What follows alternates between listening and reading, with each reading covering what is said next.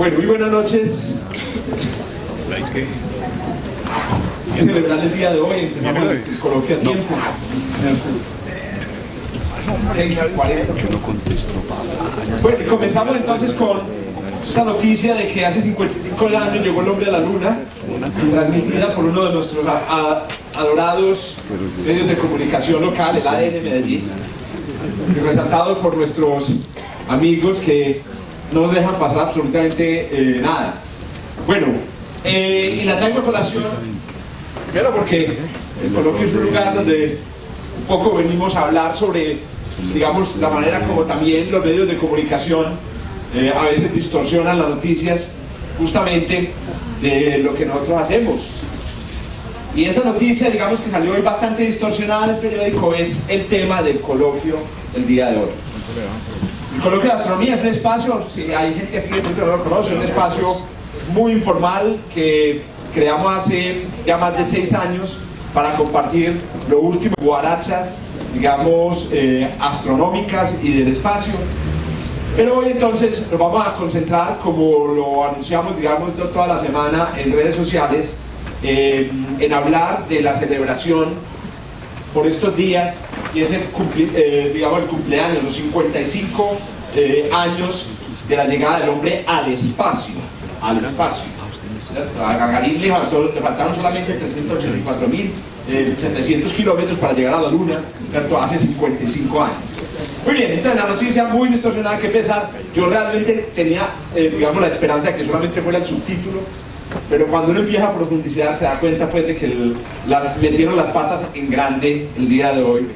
Si hay aquí alguien que sea familiar de los periodistas de ADN, díganles que los queremos mucho, los apreciamos, esperamos que sigan divulgando la ciencia, en especial las cosas relacionadas con el espacio. Muy bien, antes de comenzar, hombre, es imposible no hablar rápidamente, y seguramente ahorita a Mauro le vamos a dar la palabra, de un evento que ocurrió esta semana bien interesante. Tal vez lo comentaremos en el coloquio de 8 días, si todavía sigue siendo interesante. No, en realidad el evento es bastante interesante, y es la que posiblemente es algo así como el inicio de la tesis de grado de los humanos para pasar a un nivel, a otro nivel, ¿cierto? Completamente nuevo en la exploración espacial. Y digo el inicio de la tesis de grado porque nos vamos a graduar el día que esta nave espacial salga, ¿cierto? Nos referimos a la preparación y la planeación del primer viaje interestelar, ¿cierto? Realizado a velocidades realmente altas por un objeto fabricado por el hombre. Ya hay objetos fabricados por el hombre camino a las estrellas. La nave Voyager, por ejemplo, está camino a las estrellas. La nave New Horizons, que incluso lleva cenizas de un ser humano, ¿cierto? Adentro. Pero esta va a ser la primera en llegar, paradójicamente. Paradójicamente, una nave construida casi 40 años después del lanzamiento de la primera nave interestelar fabricada por el hombre, la Voyager 1, o la Pioneer, en realidad fue la Pioneer 10, la primera nave interestelar fabricada por el hombre. Lo que pasa es que es una nave que sabíamos que iba a llegar a su destino en 40.000 años, entonces perdimos nadie habla de eso. Ella va a llegar allá en 40.000 años, y lo otro es que va a llegar posiblemente con la batería acabada. Esta es una nave espacial que esperamos vuele en menos de 20 años, que haga un recorrido en menos de 20 años de ida y regreso al sistema solar, a otra estrella. En este caso parece ser la estrella Alpha Centauri, que es la estrella más cercana. Les repito, es un momento súper importante en la historia de la humanidad haber dado este nuevo salto. Habíamos superado, digamos, unos hitos de a poquito en la historia. Uno de esos hitos es el tema del coloquio completo de hoy, y este es el otro. Yo no creí que iba a llegar tan pronto, y todo se lo debemos a el lento surgimiento en los últimos años de una nueva generación de archimillonarios que están pensando en cosas diferentes, además de comprarse yates de oro, ¿cierto? Gente que está pensando en invertir su plata, como lo vimos hace 8 días en el coloquio, como Elon Musk, en cosas como estas. Entonces, muy rápidamente, el concepto es un concepto de una nave de una nave espacial de gramos de peso, que va a ser lanzada, propulsada por luz producida por una granja de rayos láser que se concentran y que van a lanzar al espacio para animar a esta nave de una velocidad cercana a 1/5 de la velocidad de la luz, ¿cierto? La nave más rápida, digamos, enviada al espacio por el hombre, viaja aproximadamente a 1/3000avo de la velocidad de la luz. Esta va a viajar a 1/5 de la velocidad de la luz, y como resultado va a realizar el viaje, pues a la velocidad de la luz uno se demora 4 años en el Alpha Centauri y otros 4 años en volver, pero a 1/5 de la velocidad de la luz esta nave va a hacer el recorrido, ¿cierto?, en más tiempo. Una cosa importante es que va a ser un viaje a otra estrella que le va a tocar a nuestros hijos, posiblemente no a nosotros. Bueno, algunos aquí son optimistas y creen que sí. Un viaje que va a tocar en una vida humana. Tengan en cuenta que la nave New Horizons, que hace poquito pues también fue noticia, que llegó hasta el que consideramos hace unos años el planeta más lejano del sistema solar, se demoró 15 años llegando hasta allá. Esta nave espacial va tan rápido que se va a demorar solamente unas decenas de días. ¿Cuánto es el número exacto? Para ir a Plutón. 33 días se va a demorar ¿cómo? 3 días en llegar a Plutón. Es que habíamos calculado la velocidad que se había filtrado, la velocidad que se había filtrado. Yo creo que se demoró unas decenas de días en llegar hasta Plutón, algo que le tomó a una nave convencional llegar 15 años en llegar. Pero ahí sí hay un dato, eso yo creo que es un dato de periodistas ahí de pronto malinterpretado, porque es que ella, o sea, a la velocidad crucero, sí, llegar a Plutón se demora 3 días, pero el concepto no es que eso se acelere inmediato. Claro, el concepto es que eso empieza a subir, entonces es más, seguro hicieron el cálculo, fue tomando la velocidad crucero. Claro. No, pero ellos dieron en la rueda de prensa que está disponible en internet para que la vean, ellos dieron el dato. Bueno, mientras Mauro nos va conectando aquí el equipo y comenzamos, entonces, repito, esta es una introducción, pues, digamos, muy informal, muy sencilla del coloquio hoy por la importancia, pues, que tiene esta historia. Repito, es la tesis de grado para obtener el título de civilización que hace viajes interestelares. Bueno, el día de hoy el núcleo del coloquio va a girar alrededor de esta celebración, y entonces para eso, pues, lo que decidimos con Julián Mauricio, que siempre nos acompaña aquí en el coloquio, es que hiciéramos un conversatorio, como lo hemos hecho ya aquí con otros invitados, y que votáramos escape. Pues normalmente en el coloquio votamos escape, pero hoy lo vamos a votar, digamos, planeado, sobre este tema. Estamos hablando de la celebración de los 55 años de la llegada del hombre al espacio. Ahora bien, le propuse a Mauro, y esta es la idea, que nos concentremos, hay muchas cosas que han ocurrido desde la llegada de Gagarin al espacio, que nos concentremos en pensar de manera así como muy específica en el asunto de el hombre en el espacio, ¿cierto? Vamos a hablar seguramente más adelante de perros en el espacio, creo que los iraníes mandaron tortugas al espacio, vamos a hablar de naves espaciales no tripuladas, pero nos vamos a concentrar hoy del hombre en el espacio. Mauro, bienvenido, hermano, y muchas gracias por aceptar, pues, como este coloquio especial, hermano. No, gracias a vos y a todos, pues, los que ven mi coloquio por el tema.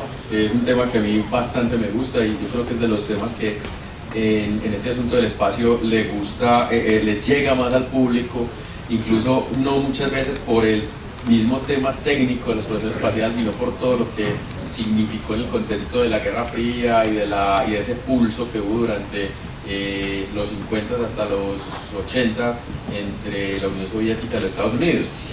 Con lo que introducías, me gustaría decir una cosa, que vamos a hablar de ese personaje acá, justo, por eso lo voy a lanzar, y es ese concepto nuevo del láser, si es más reciente, y lo mismo, pues, del chip que se piensa mandar, pero la vela que se tiene es un concepto de Von Braun de más o menos los años 40, ya está el concepto de la vela para hacer viajes interestelares grandes.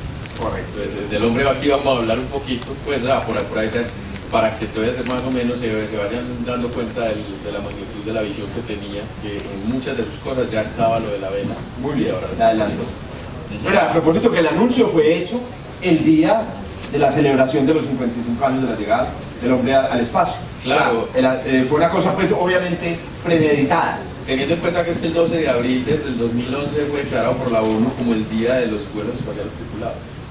Entonces ya, o sea, eso es un día ya establecido. ¿Cómo es que voy a ver? 12 de abril, para que lo pongan en su calendario y le regalen algo a Mauricio ese día. 12 de abril, día, pues si hay día de la secretaria de todas bebonal, día del gato, el día del zurdo, ¿cierto? El día internacional de los vuelos tripulados. Espaciales. Excelente. Muy bien. Teniendo en cuenta que el primero lo hace pues Yuri Gagarin en 1961, el 12 de abril. Justamente pues esta semana fueron los 55 años y por eso no quisimos dejar pasar la efeméride sin traer a Pablo. Pablo, ese cohete que está en ese afiche lo pintaron aquí en Explorer. Andrew, ese afiche lo pintaron aquí en Explorer. Yo lo pinté yo, no me fusilado internet. Sí, ahí están los créditos a la derecha. Ah, sí, ahí están los créditos, es que yo no veo así. Sino que se ajustó muy bien al arte que se trabaja aquí. Pero la pregunta es, ¿lo hicieron bien los comunicadores y los diseñadores de Explora? Eso que estamos viendo sí tiene que ver con esta celebración. Totalmente. ¿Qué es lo que estamos viendo ahí? Bueno, ese básicamente es el cohete Vostok, así se llamaba, igual que la cápsula en la que voló Gagarin. Ellos tenían un núcleo de cohete que era el mismo, pero lo nombraban de acuerdo a las misiones que iban a volar. Entonces, por ejemplo, el cohete cuando lanzó al satélite Sputnik, 4 años antes, se llamaba cohete Sputnik. Luego, cuando se vinieron las misiones Vostok, simplemente cambiaron la punta, que era donde iba el satélite, y ya pues pusieron a una cápsula y una etapa más, y a esa cápsula la llamaron Vostok, y al programa Vostok, que significa este, por el hecho pues de que la Unión Soviética estaba al este, y el cohete también lo llamaron Vostok. Y luego, cuando se vino el programa Soyuz, el cohete es la misma base, solo que otras 2 etapas, y al cohete lo llaman Soyuz. Hoy en día todavía lo llaman así. Pero es el mismo. También lo llaman, el primer cohete que lanzó el primer satélite se llama el cohete Sputnik. Sí, el cohete se llamaba Sputnik. Pero no llama como R7. No, a eso voy. Entonces, técnico. El nombre técnico del cohete es R7. Y era el nombre código con el que los soviéticos lo desarrollaron como misil balístico intercontinental en los años 50. El objetivo del cohete no era poner ni satélites, ni gente en el espacio, ni perros, ni nada de eso. El objetivo del cohete era llevar una bomba nuclear desde la Unión Soviética hasta los Estados Unidos. Esa era la idea.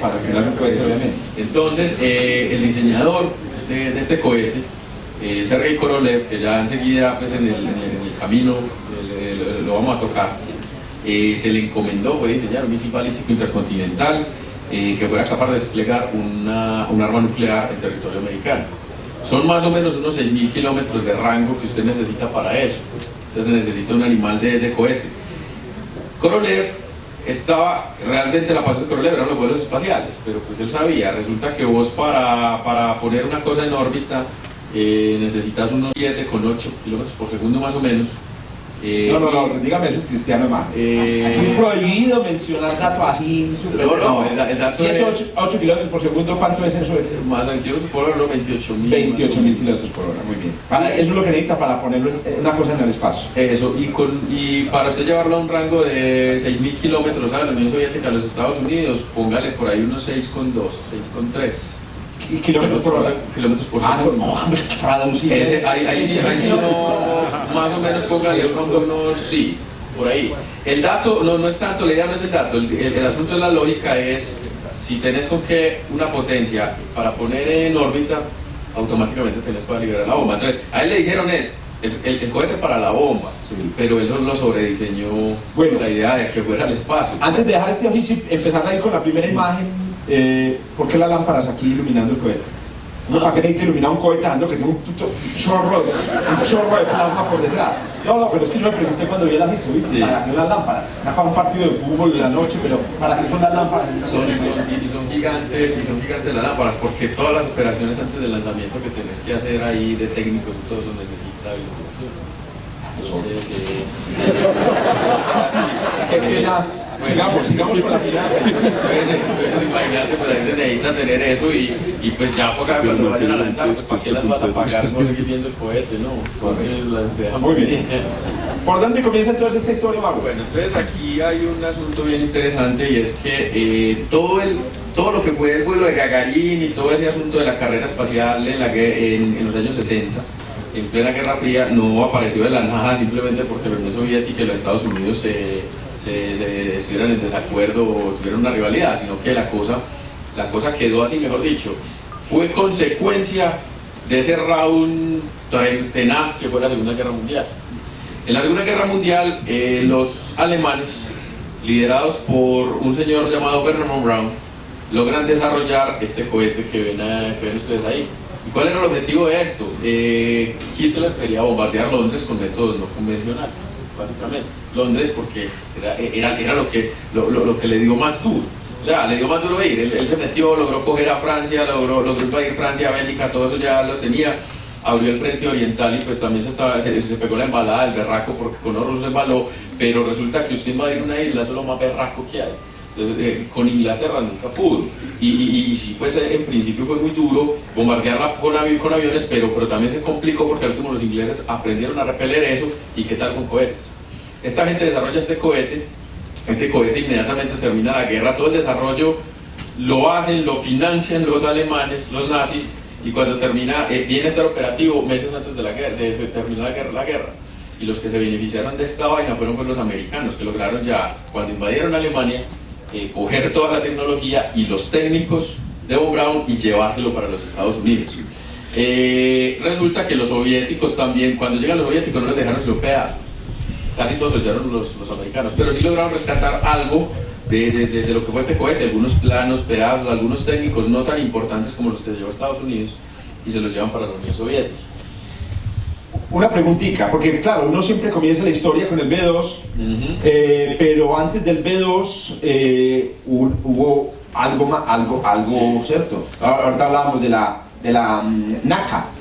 De la NACA, pero eso... hablamos de la NACA, es decir, claro, hay unos antecedentes a esto que no eran necesariamente espacial. También está el trabajo de Goddard, claro, en ¿cierto? Estados Unidos, sí. Y también está el trabajo del ruso, de Tsiolkovsky, correcto, del siglo XIX. Del siglo XIX. Ellos nunca lograron volar un cohete realmente... Un cohete de estas características, un cohete considerado misil balístico, ¿no?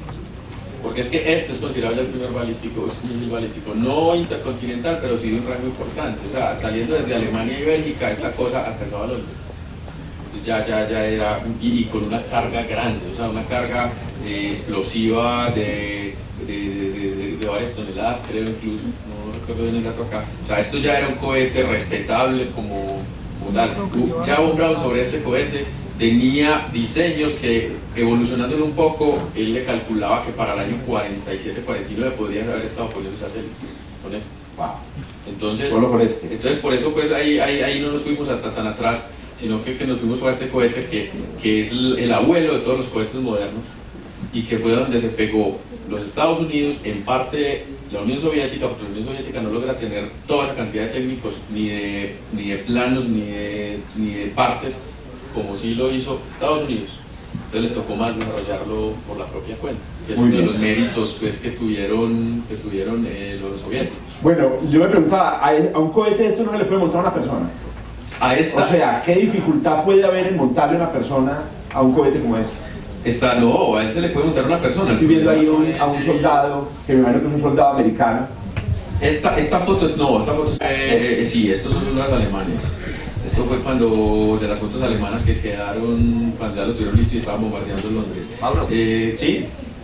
de otra manera, ahí en esa escala, ¿qué tanto es carga útil?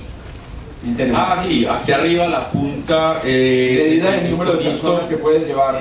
Sí, el conito que se ve ahí básicamente es la parte de carga útil. Correcto. Es la parte. Ahora, de meter una persona... ¿Y qué peso? No tengo pronto, si David está por ahí, que ese sí mantiene en la cabeza todos esos datos.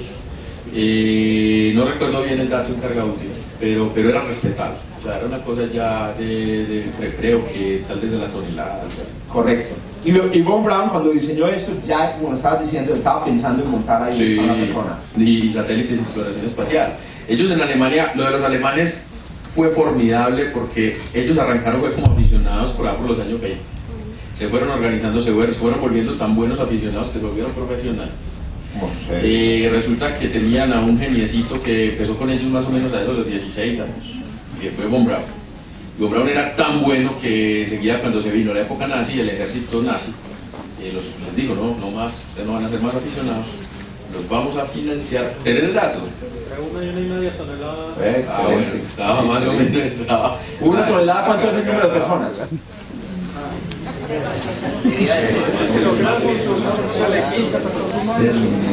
De lo mío, para 20, o sea, no me peso mío, mi cuerpo, 15 personas, digamos, podría jalar una cosa como esta. No estoy diciendo que quepan 15 personas. Pablo, perdón que te interrumpí que estaba hablando de los aficionados y el geniecito es como Braun, ¿cierto? Pues lo mostraban por ahí jovencito. Entonces, ¿qué tuvo que pasar para ir de una máquina, digamos, asesina londinenses como esta, a una máquina que pudiera llevar una persona adentro? Potencia, básicamente, para alcanzar esos 28.000 kilómetros por hora que usted necesita. Si usted tiene mucho más peso, usted tiene que necesitar eso más potencia para alcanzar esa velocidad. Entonces, ¿qué pasa? Hasta este punto de esta cohete, ellos estaban pensando en satélites, ya estaban pensando en vuelos tripulados, pero sabían que necesitaban cohetes y evolucionar en cohetes mucho más potentes. Con este ya sabían que evolucionando un poco más ya iban para el satélite. Es más, la B2 para el objetivo de bombardear Londres también estaba pasada de potencia ya. O sea, ya Von Braun la había sobrediseñado porque el objetivo de él era ese, era el espacio, ¿cierto? Para la parte de qué tan genio era este tipo, hombre, este tipo es de 1912, o sea que más o menos para el año 44 que ya estaba operativa, tenía 33 años. 33, ya. Yo siempre he pensado que los ingenieros... Y ya había desarrollado una cosa como esta. No, teniendo en cuenta que cuando arrancan con esto, no había prácticamente nada. No había casi que ni de teoría de vuelo de cohete. Yo siempre he pensado que los ingenieros genios terminan poco notados en la historia por ingenieros, por meterse con asuntos que son o militares, ¿no? o de empresas, es decir, de secretos tecnológicos, etc. Claro. Pero digamos que uno podría comparar a un Von Braun con un genio de la talla de los grandes genios de la física, de la biología, de las matemáticas del siglo XX. Pero repito, como trabajaba escondido, metido tal vez en una cueva o en un laboratorio diseñando cosas para matar, pues a nadie, digamos, lo veía. Nosotros conocemos la historia más o menos, casi todos lo hemos visto por ahí en documentales, etcétera, del lado, digamos, de cuando sale Von Braun con la mano quebradita y nos van llevando los gringos para Estados Unidos y de ahí en adelante. Sí. Pero el lado ruso no lo conocemos tanto, hablando de lo que siguió del final de la guerra por el lado ruso en términos, digamos, de estos cohetes. Bueno, el asunto es entonces, se llevan todo el equipo de Von Braun y de ingenieros alemanes, se llevaron más o menos unos 120 para los Estados Unidos junto con 100 B2. Eso fue lo que logró llevar Estados Unidos. Ahora hay una cosa, fue cuando Von Braun cuando ya se vino eso abajo, junto con sus ingenieros, acordaron, ellos quedaron en el lado que le iban a entregar a la Unión Soviética, porque eso se lo partieron allá. Y ellos buscaron la forma de irse para Estados Unidos. O sea, incluso él mandó al hermano que era un menorcito de edad y podía pasar en medio de todo ese despelote de fronteras que tenían ahí, que todavía no eran fronteras, sino controles, y a que buscara a los americanos. Y él llega y les dice a los americanos, el que diseñó los cohetes que dieron a Londres está en tal parte, en una mina así, ahí armaron una operación. Ni la berraca, y fueron allá estaba con todos sus ingenieros alemanes. ¿Por qué? Porque ellos lo hicieron muy bien, o sea, hicieron la elección que había que hacer. Porque si se hubieran ido para el lado soviético, les hubieran extraído todo el conocimiento de ellos y después no los hubieran dejado meter en el programa. Claro. Que fue lo que pasó con los poquitos que quedaron, que se fueron por la Unión Soviética, hicieron toda la transferencia de conocimiento y después les dijeron, no, ustedes ya no más acá. Suerte de regreso para Alemania y ya nosotros seguimos con el programa de nosotros. Bueno, entonces, sí, ahí se nota también un poco la naturaleza de los gringos. Digamos, les interesa más el potencial humano que el recurso, digamos, que el recurso físico. Es todo lo contrario de lo que somos aquí. Somos felices porque somos ricos en recursos naturales, ¿cierto? El recurso humano vale huevo, que se vaya, ¿qué le hacen? Nada, el doctorado, ya el doctorado que no regrese. Pero los gringos no, vamos por la gente. Pero hablame de los rusos, pues. Entonces resulta que los rusos cogen todos esos pedazos que dejaron de B2 y lo poquito que tienen, intentan con eso aprender y hacer toda la apropiación de conocimientos sobre el área, y muy rápidamente a nivel de lo más alto del gobierno ruso, ellos, del gobierno soviético, ellos vislumbran que la mejor manera para llevar bombas nucleares a otro lugar del planeta son en los misiles balísticos. Los Estados Unidos están muy encarretados con los bombarderos, eran muy buenos y tenían muchos, y por ese lado se fueron relajando. En cambio los soviéticos sí vieron que era mejor forma los misiles.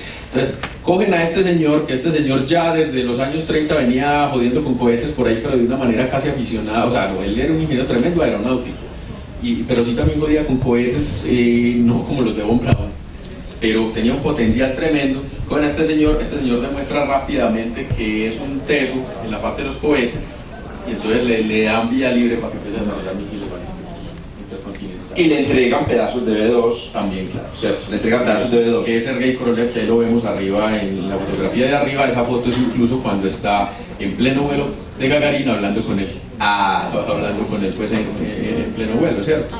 Entonces, este señor le entregan todo en la Unión Soviética, y los Estados Unidos cometen un error que al menos lo cometieron. Fue lo mejor que pudieron haber hecho de cara a lo que fue la llegada del hombre a la luna. Y fue, o sea, para los que nos gustan las cosas, sí, para todo eso. Y fue que se relajaron, y entonces a Von Braun se llevan toda esa capacidad tan tesa de gente, y se los llevan y los ponen a trabajar con misilcitos en el ejército, pero para misiles de largo corto. Y Von Braun les muestra todas las ideas de exploración espacial que tiene, la capacidad. Él decía, desde el 45, desde el 47, 49, les decían: si me dejan avanzar en esto, muy para el año 51, 52, Estados Unidos puede tener un satélite, ya tenía todo. Y nada, lo frenan, porque además había una oposición muy grande de parte del público por el hecho de que venía de trabajar con los nazis, todo ese cuento. Entonces no querían que estuviera al frente del programa americano, y se relajan, dejan eso así. Tenía la bomba atómica, ya la Unión Soviética la detona también en el 49, entonces la cosa se puso un poquito más pareja, pero de todas maneras siguen como relajados por el hecho de que tengo muchos bombarderos, es la forma de liberar la bomba. ¿Quién es el visionario? Perdona que te interrumpa también. ¿Quién es así? O sea, en Estados Unidos también conocemos la historia, nos vimos pues la serie de televisión, etcétera. Pues bueno, Kennedy finalmente recibe pues como el desarrollo que se había hecho hasta su día, y promete la llegada del hombre. Pero ¿quién es el visionario, el político, el general? El visionario que en la Unión Soviética en ese entonces dice: bueno, vamos a mandar una cosa al espacio. O sea, no lo hay. Esa historia es bien interesante. Korolev viene y desarrolla el misil balístico, lo tiene listo para el año 57. Hace pruebas ese mismo año 57, ya 45 al 57, 12 años. Desde que termina la Segunda Guerra Mundial hasta eso, 12 años. Muy bien. Tiene el misil listo para la bomba en el 57, hace unas 2 pruebas que todas no le fallan en el mismo año 57. Hace la tercera prueba, que es así le funciona el cohete. Y fue y se le metió a Nikita Khrushchev, que era el premier soviético cuando eso, y le insistió: con ese cohete yo puedo poner un satélite. Y no lo querían dejar. O sea, no, que porque eso era desperdiciar recursos en poner cosas en el espacio, hombre, y nosotros lo que necesitamos es aquí la bomba y llevar misiles. Entonces es que ustedes empiezan a concentrarse en ir a la luna y enseguida se me desconcentran en el programa de misiles, y no vamos a ver con eso, hasta que lo logra convencer y le dice: hombre, eso va a tener un impacto mundial, y no cuesta mayor cosa, puede ser uno de los vuelos de prueba, o sea, el cuarto. Uno de los vuelos de prueba, intentamos con un satélite, y le hace la comparación que hicimos aquí. Es que el momento en el que usted pone un satélite, ya usted automáticamente tiene la capacidad, no puede llevar la bomba atómica, pero sí de llevar cargas muy grandes a rangos largos. Ahora, el cohete tenía la capacidad de la bomba. Total lo convence. O sea, el visionario allá era Korolev, pero no los políticos. Correcto. Eran no los políticos, lo convence, le permiten que en ese cuarto vuelo, que todavía es un vuelo de prueba del cohete, lance al Sputnik, y lanzan al Sputnik el 4 de octubre del 57, lo ponen en órbita, y los mismos soviéticos no creían que eso iba a tener un impacto mundial, así como decía Korolev. Al otro día, en los periódicos de Moscú, eso salió en un rinconcito de los periódicos, cuando se quedaron aterrados, que en el resto del mundo eso era la noticia de primera plana, y el mundo, no lo tengo. Existe el grupo de Gagarin. Y resulta que eso fue una cosa mundial tenaz, porque en el mundo se empezó a decir, joder madre, los rojos tenían esa relación que vimos aquí, si son capaces de poner un satélite, pueden poner una bomba, la tecnología soviética está mucho más adelante de lo que nosotros creíamos. Ellos siempre los miraban como un país agrícola, a pesar de que ya habían avanzado mucho. Entonces eso cambió muchas cosas. Por allí hay una... Leo. Sí, o sea, ¿dónde dejamos a Godard? Porque, pues, o sea, sí había un personaje en Estados Unidos, pues. Sí, sí lo había, pero no logró tener pues el desarrollo técnico. El problema de Godard es que no era nazi. No. Le faltó ser nazi para... El primer cohete de combustible líquido, o sea. Sí, pero la verdad, a pesar de eso comparado con las B2 que ellos llevaron de Alemania, pues realmente la diferencia, a pesar de que Von Braun lo respetaba mucho, pero tengamos dos cosas ahí en cuenta. Godard es de una época mucho anterior. Y es un civil. Sí, es un civil. Estás financiado y estamos hablando con Godard de los años 10 y años 20. Ajá.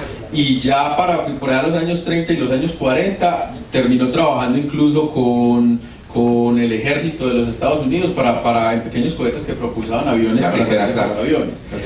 Pero poniendo pues el contexto del asunto, muy para el 45, cuando todavía Godard tenía los cohetes de combustible líquido que le alcanzaban 2 y 3 kilómetros, ya Von Braun tenía esta bestia que era la B2. Entonces, de cara a lo que era la implicación de desarrollo de ir al espacio, esto ya era una cosa muy consolidada. Mostrame uno de los cohetes, o los cohetes que tenía Korolev y los rusos, digamos en la época del Sputnik y en la época de Gagarin. Mostrame cómo eran los cohetes, porque yo tengo una duda técnica sobre estos cohetes. Vos decís entonces que estos cohetes esencialmente eran cohetes que estaban diseñados para llevar bombas, digamos, intercontinentales, ¿cierto? Ajá. Pero entonces, ¿qué sucede? Yo me acuerdo que los cohetes que nos han mostrado aquí, que conocemos pues todos los libros, tienen varias fases. Los cohetes que van al espacio tienen varias fases, precisamente que necesitan un impulso muy grande. Pero esos cohetes que llevaban bombas intercontinentales, o los cohetes que llevan bombas intercontinentales, tienen fases. Sí. También tienen fases. Simplemente lo que hacen, etapas, y lo único que hacen sí, es digamos, lograr un alcance mucho mayor. Claro que sí. Correcto. Muy bien. Bueno. ¿Cuál fue el cohete del que lanzaron? Bueno, tocas un punto bien interesante, y es, por el atraso de Estados Unidos no dejar trabajar a Von Braun, básicamente muy para el año 57-58, los Estados Unidos tienen un misil de rango corto, que es el tercero de izquierda a derecha, que lo llaman el Júpiter C, que básicamente es una B2 modificada.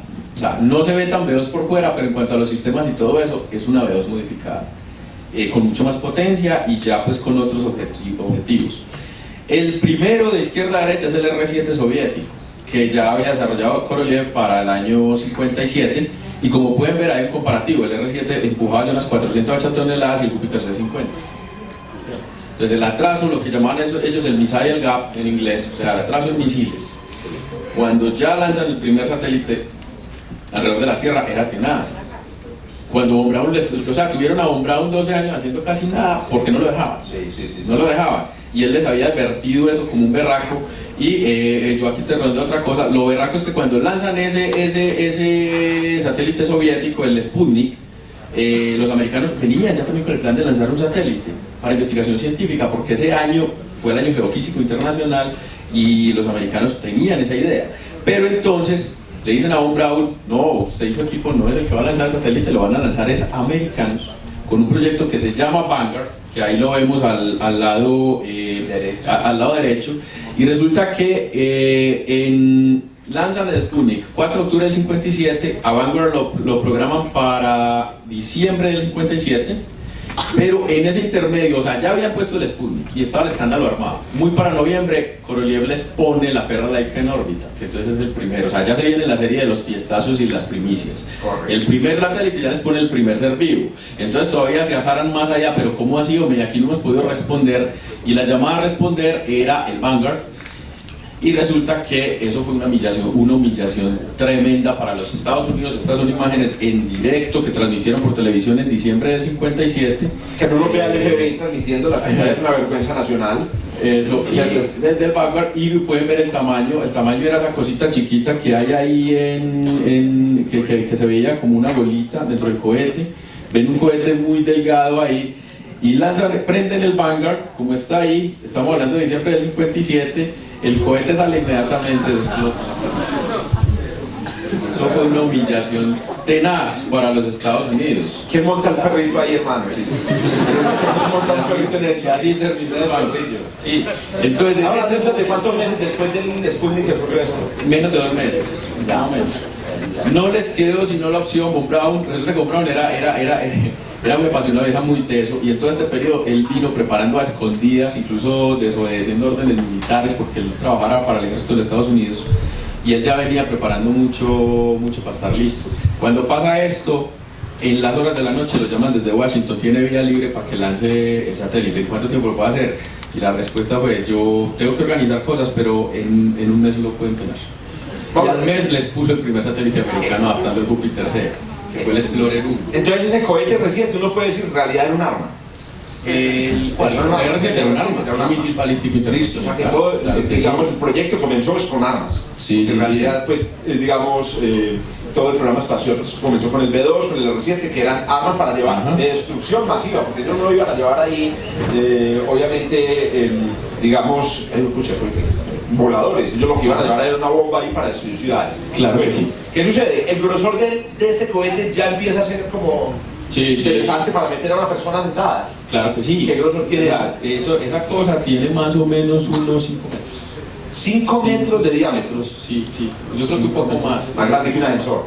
Sí, o sea, lo que pasa es que como es como una especie de falda, esto es lo que llaman un cohete de tapa y media. O sea, salen prendidos un núcleo central que pueden ver ahí, pues, que es el más alto, y lo acompañan otros 4 laterales, y todos salen prendidos desde el momento del lanzamiento. Y ya en cierta parte, en cierta altitud, bota los 4 laterales y sigue con el segundo. O sea, no espera a que se apague una primera etapa para prender una segunda, sino que todas salen juntas, solo que hay una que dura más que las otras, y a eso se le llama un cohete de una etapa y media. Entonces, este R7 ya tenía el núcleo fundamental para volar, para poder tener los siguientes satélites, y aquí vemos la familia del R7, donde ya está el Sputnik, el vehículo de pruebas, que es el que vemos aquí al lado totalmente izquierdo, luego el Sputnik, que es el segundo, luego el Vostok, el tercero, luego el Voskhod, que fue otro programa que ya iba con 2 cosmonautas, y luego el Soyuz, que es el que incluso todavía hoy en día se sigue usando, que es el del estreno. O sea, es como cuando vemos lanzar a los astronautas a la Estación Espacial Internacional, es como si Ese es el Soyuz de hoy en día, esta foto reciente. están utilizando un vehículo que tiene la misma apariencia de lo que tendría un carro de los años 50. Claro, sí. Usted monta, digamos, a personas que van a hacer una exploración y lo montan en un carro de esos de los años 50. Hablando de los años 50, ¿qué estaba pasando en Colombia mientras esto ocurría? O sea, en el año 1957, ¿no antes como el Bogotazo? El 48. El 48. Eso. ¿Saben qué? Rojas Pinilla. La única oportunidad que tuvimos de tener un programa espacial se perdió, pero bueno, con Rojas Pinilla. Pero entonces, resulta que, imaginen lo que era Colombia en el año 1958. Al contrario, porque acuérdate que a partir del gobierno Rojas Pinilla fue que empezó el tema de la televisión. Exacto. O sea, si no hubiera sido por el gobierno de Pinilla, no se hubiera visto la carrera No, espacial. y lo estoy diciendo es justamente. Sí. Con el gobierno de Rojas Pinilla fue la única oportunidad que Colombia avanzara científicamente y no lo alcanzó, ¿cierto? No, es más, hay un dato adicional. En Brasil tuvieron más suerte, pero bueno. Cuando eso, pero el dato adicional, cuando eso del gobierno de Rojas Pinilla y lo que siguió, por ejemplo, en la parte aérea, de Fuerza Aérea y eso, no estábamos mal. Mire que muy para los años, el F-86 Sabre, que era el caza bandera de los Estados Unidos durante la guerra de Corea en los 50, Colombia lo llegó a tener a finales de los 50. Es casi como decir que hoy en día, por ejemplo, que tienen el F-35 en Estados Unidos y que dentro de 5 años Colombia lo tuviera. Algo así, claro, Colombia no se estaba tan atrasado. Colombia fue una de Estados Unidos a Colombia por el apoyo que le dio Colombia en la guerra de Corea. y por eso también Colombia hace parte del batallón Colombia en el Sinaí, que es parte de la Guardia General de la ONU, que cuida que los árabes lo suben a Claro, sí, o sea, cuando eso entonces, hace 50 años Colombia, creo haber leído en estos días, era todavía un país muy rural. Era un país, digamos, un país agrícola. Correcto, era muy rural, muy agrícola, mientras esta gente pues, pucha, estaba ya llevando perros al espacio. Sí, Bueno, sí, sí. yo tenía una pregunta antes de que meterle gagarina ahora sí que vamos a meterle gagarina a esta nueva. que es la efeméride. No piden que le devolvamos la boleta. Ya resulta que yo tengo una pregunta sobre el vuelo del Sputnik, sobre estos vuelos, y es, el Sputnik cayó otra vez Reentró en la atmósfera. Reentró en la atmósfera Sí. a poco tiempo de ser lanzado. Sí, sí. Porque él orbitó todo el planeta. Sí, fue una cosa de días, o sea, Sí. fue una cosa de días porque era una órbita muy baja y cuando usted con los satélites tiene una órbita muy baja, usted realmente todavía tiene trazas de atmósfera. No una atmósfera como es un medio continuo aquí, pues que es aire así, sino a nivel molecular. Pero para una cosa que está andando a 28.000 kilómetros por hora, permanentemente eso va contando, entonces le va degenerando, lo va frenando hasta que termina entrando en la atmósfera. Antes de abandonar el Sputnik, para volver a comparar los tamaños, esto era lo que iba a ser el Vanguard, ¿sí o qué? Y para que le vean lo que era, eso era lo que eran capaces de levantar en Estados Unidos, y este que me ven a mí ahí con él, ese era el Sputnik 3. Pero podríamos haberlo cortado. Era... Es el Sputnik 3 Sí, que se lanzó sí. cuando. Que se lanzó a principios de 1958. Claro, ya no se parece a la bola, pues. Es más, otra cosa curiosa, realmente este era el que iba a ser el Sputnik 1 de Korolev, pero se embalaron con él, o sea, no alcanzó a estar a tiempo, y ellos querían la primicia de tener el primer satélite. Pensaban que en Estados Unidos realmente se iban a una velocidad grande con eso también, y por esa paranoia dijeron, no, ¿sabe qué? Aplacemos un toque hasta que esté listo y lancemos una bola que tampoco era pues una bola que hacía pi pi pi pi, no, ella sí tenía sensores y cosas para medir campos magnéticos y vainas y del Sputnik, pero adelantémonos con algo simple para hacer el primer satélite. Excelente. Llega el hombre al espacio. Yo nunca he entendido muy bien qué motivó llevar gente al espacio, porque pensemos en lo siguiente. O sea, había motivación para construir cohetes poderosos para llevar bombas hasta otros países. Ajá. Había motivación para construir satélites, porque claro, el satélite podía vigilar a los otros países, ¿cierto? Que esa era un poco la idea. Pero ¿en qué momento a los rusos, y obviamente después a los americanos, a los gringos, se les ocurre que hay que montar a alguien dentro de un satélite? O sea, ¿qué tiene eso que ver con la guerra? Meter a una persona dentro de un satélite, ¿qué tiene que ver con la guerra? Hay dos cosas. Los apasionados de esto, que eran Von Braun y Korolev, querían poner a gente allá, porque cuando eso no teníamos el grado de automatización que tenemos hoy en día, y lo más lógico es explorar el espacio, eran los humanos, ¿cierto? Listo. ¿Qué pasó con lo que vos decís? Una vez se revienta, esta es la revista Time de febrero del 58, después de que Von Braun puso el primer satélite americano que se volvió ya muy famoso, y lo llamaban el Missile Man, el Missile Man Von Braun. Resulta que, ¿qué pasó ahí? No, se desató la carrera. Entonces ya esto tenía dos motivaciones, y una era el hecho de que era mostrar el nivel tecnológico que se tenía, porque psicológicamente en el mundo, si usted tenía la capacidad para hacer eso, realmente usted tenía una tecnología muy alta. Y la segunda, que también era una cuestión psicológica, era, por ejemplo, en el caso de los soviéticos, mostrar con esta vaina, no, es que si nosotros somos capaces de tener esta tecnología, es porque nuestro sistema es realmente viable, para mostrarlo al mundo. Desde Von Braun, Ajá. desde Von Braun, Sí. te da la capacidad de carga de llevar ese seres humanos. Pero no estaba la motivación política. No, te da. Entonces, ¿qué pasa? Ellos quieren mostrar poderío tecnológico. Lo único que necesitan es mostrar poderío de llevar carga al espacio. ¿Para qué tienes que mostrar esa finura de llevar una cosa que respira al espacio? Es que eso fue en hay varios pasos. O sea, hay varios puntos. Y el momento de llevar el hombre al espacio fue 4 años después del primer satélite, y ahí se vinieron una serie de primicias intermedias. El primer vehículo que salió de la fuerza de gravedad de la Tierra, el primero que orbitó la Luna y le tomó fotos al lado oculto, el primero que impactó contra la Luna. Entonces empezó a escalarse la cosa, cada vez a mostrar un paso más, hasta que el paso lógico era poner un ser humano en el espacio, porque en la gente del común en el mundo, eso realmente psicológicamente eso importaba. Bueno, listo, un asunto psicológico. Hay varias preguntas. Comentarios.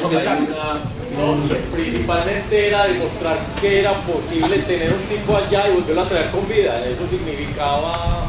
Significaba la capacidad. Obviamente dentro del cuerpo militar.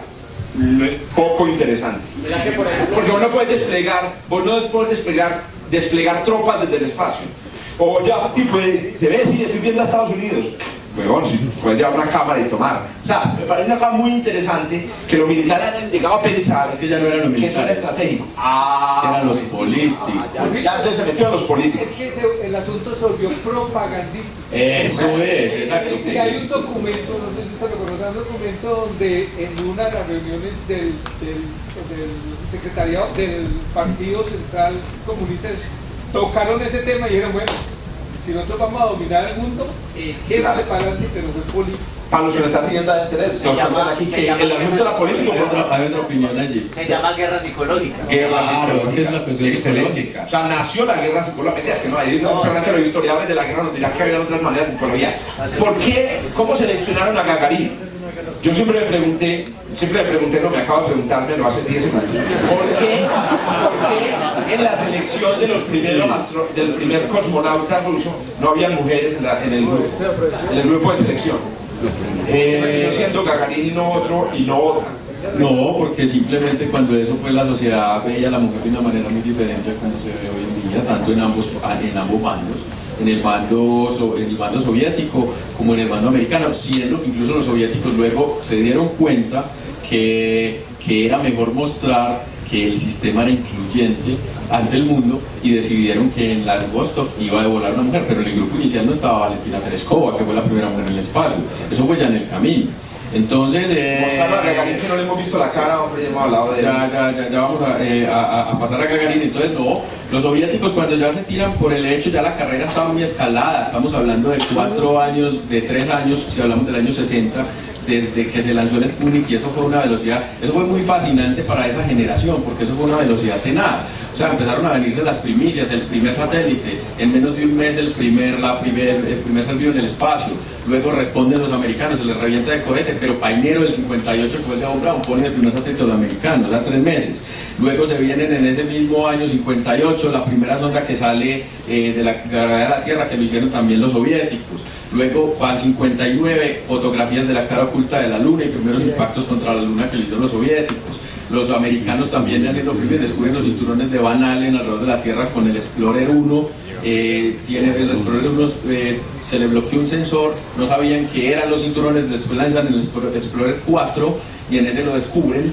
Entonces, mire, y todo eso estamos hablando en una cuestión de 3 años. Sí, todo eso, entonces, eso desató como si comenzara en 2010. Ajá. Y para 2015 ya estuviera es más, para el año 60, cuando viene lo de la selección de los astronautas, estamos hablando de 2010, es como si hubiera comenzado en 2013. Y todo eso hasta ahora, entonces vos te imaginas la gente, la pasión en la gente de eso, y fue donde se volvió más psicológica el asunto, en lo que llaman el inconsciente colectivo. O sea, ya la gente estaba pendiente ya de la carrera espacial, incluso inconscientemente no estaban tanto mirando la parte militar, sino a ver cuál de las dos potencias era más berraca de hacer cosas. Entonces, por ahí se viene, y cuando ya se viene la época, ya se viene el paso siguiente, el lógico era poner un hombre en el espacio. Los soviéticos entonces tienen una aproximación bien interesante, y es que ellos dicen, vamos a poner un satélite con un humano, pero va a ser muy automatizado, o sea, casi que va a ser es un pasajero, va a hacer cosas mínimas. Como los Beatles. Porque los vuelos de los primeros primates los hizo Estados Unidos. ¿Los hizo Estados Unidos? No, o sea, después. porque es que los soviéticos no volaron, seres vivos los hizo la Unión Soviética, pero los soviéticos escogieron mejor volar con perros. Hola. Y no con primates, los primates fue en el lado de Estados Unidos. Correcto. Sí. Y los primates volaron después de Gagarin. Hasta en ese tipo de cosas se diferencia. Los primates volaron después de Gagarin. No. El primer chimpancé De los Estados Unidos. sí voló. Pero no, ojo, pero Lo un vuelo suborbital. Ya. Bueno, en el que se asoman afuera, como el que vimos de Blue Origin aquí hace 8 días ahora, se asoma y regresan y lo recuperan en una cápsula. Muy importante Entonces, esa para que distinción. no me dilates mucho. Muy puntual. El rollo es, para no irnos por las ramas y volver a lo de la selección, los soviéticos escogen un grupo de 20 muchachos, pelados. Eran unos pelados. Los americanos ya también desde el 59 ya dijeron, también vamos a poner un hombre en el espacio. Pero eso sí se fueron a escoger pilotos de prueba militares altamente capacitados, con mucha experiencia, de 35 años para arriba más o menos. Mientras que los soviéticos también escogieron pilotos militares, pero pelados. ¿A qué me refiero con pelados? Era un rango de edades desde los 22 hasta los 29 años. O sea, es increíble pensar pues, que para el primer vuelo estaban pensando en ese rango de edades. Pero ¿cuál era el asunto ahí? Primero porque pensaban que las condiciones, la exigencia era muy alta. Todavía no había pues, datos de eso. Y lo segundo porque iba a ir más como un pasajero, entonces no necesitaban tanta experiencia. ¿Y cómo llegan a Gagarin? Llega en el momento en el que empiezan a hacer la selección de quiénes eran los que iban a ir en el primer vuelo. Seleccionan a 6, de los cuales uno se quedó en el camino por cuestiones médicas, quedan 5, y de esos 5, entre los cosmonautas, entre el grupo de cosmonautas de los 20, el de más carisma era Gagarin, en general. Ahora sí vamos a mostrar bueno, Papacito inclusive. Y entonces... Y hablando de Papacito, eso fue una selección o un casting. ¿Cómo? Porque me han contado por ahí el chisme. Me han contado el chisme que había una cosa, un asunto ahí de que también tenía que tener ahí iba. Entonces, ¿qué pasa? Se ponen a mirar y dicen, bueno, primero que todo, hagamos una encuesta. En la parte de carisma, entre los 20 cosmonautas que ya hay, le preguntaron a cada uno, si usted tuviera que seleccionar alguno que no fuera usted, pero a cada uno independientemente, ¿a cuál seleccionaría? Y fueron algo así como 16 los que dijeron que a Gagarin, desde el punto de vista de carisma. Desde el punto de vista de ingenieros también tenía mucho carisma, pero desde la evaluación global, y eso se ha sabido ahora después de los años 2000, con documentos que ya se han liberado y todo eso, el más candidato desde el punto de vista técnico de capacidad y todo eso era Germán Tito. Ese era el más candidato desde el punto de vista, pero ¿qué pasó? Enseguida sentaron al jefe de cosmonautas y a estas alturas ya Sergei Korolev tenía un poder impresionante en la Unión Soviética sobre el programa espacial. O sea, era un tipo que decía sí, no, vamos a hacer esto o no vamos a hacer aquello prácticamente. Entonces él era el que terminaba seleccionando quién era el que iba a volar. Y al pobre Tito, desde el punto de vista histórico, dice Korolev varias cosas. Primero que todo, necesitamos un muchacho que sea muy inteligente, con una muy buena capacidad física, que sea bajito, porque la Vostok es una cosa pequeñita, bolita pequeña. Gagarin era un recortico, era una cosita de 1,58. Eso ¿Cómo así que recortico?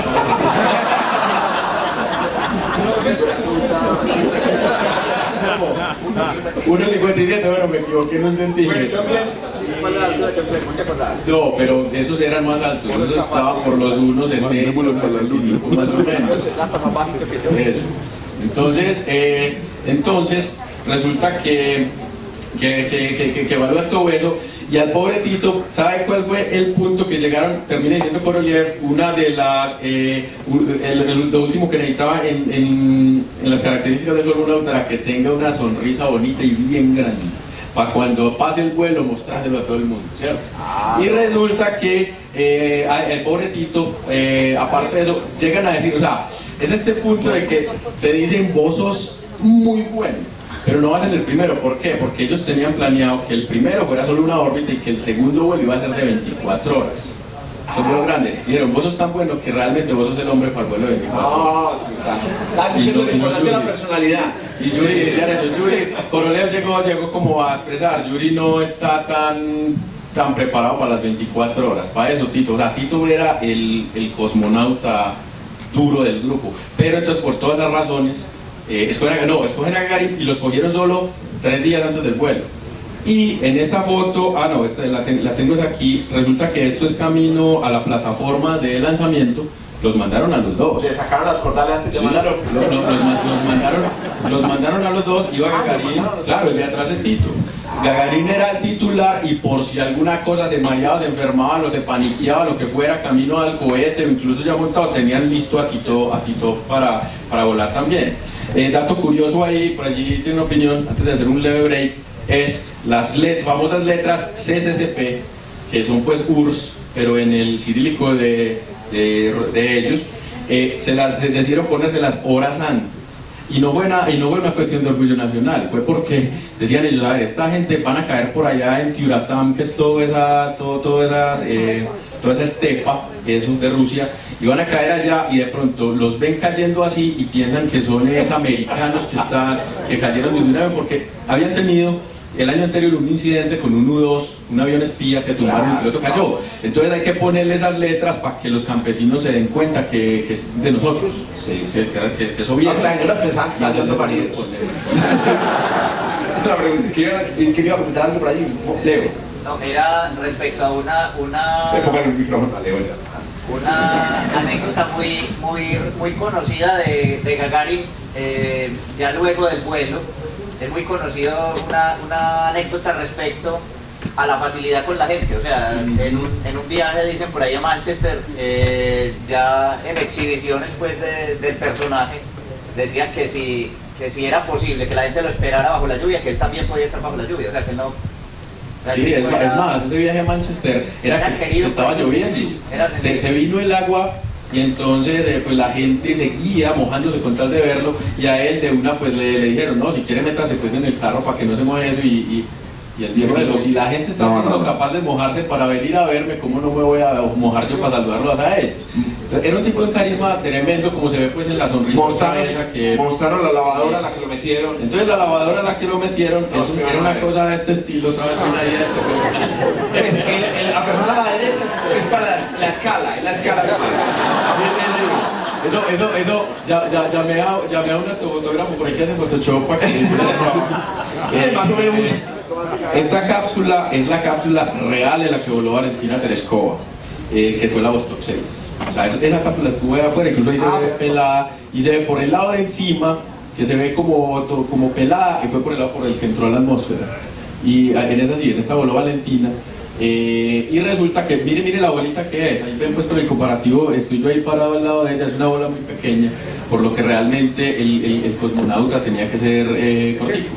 Ni el carro de Mr. Bean es así. Sí, esta foto se la tomé pues a esa cosa, y esto era más o menos los controles, se ve lo primitivo que era, o sea... Tu GPS, la de Google Sí, me perdonan la expresión, pero con David Pineda, que estuve pues por allá viendo estas cosas, y en el momento que vimos eso, él me decía, definitivamente pues te montásele a eso, hacer un primer vuelo en un cohete, que es un misil que por los días incluso venía fallando. La rata de éxito por esos días del R7 era del 50%, y usted montásele a eso, así a decir que va a hacer un vuelo después porque usted tiene 4 huevos. Falta ver Gagarin